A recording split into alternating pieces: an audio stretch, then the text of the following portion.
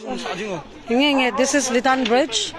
As you can see, we are standing on Mongkut Chepu sides of the bridge.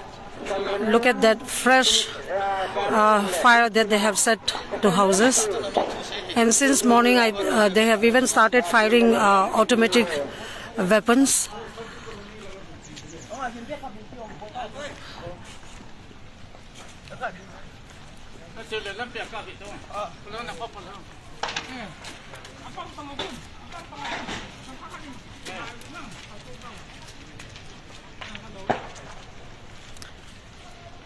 Last night, I think around 1:32 a.m., they came all the way from that area. I don't know how the security persons, they let them gather in such a huge number.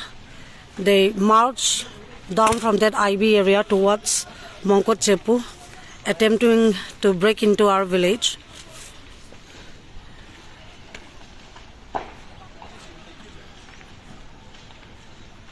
Since the beginning of this issue, Mongkut Chepu was nowhere in the picture. However, we have to react to defend our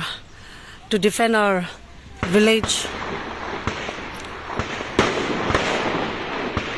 and our people.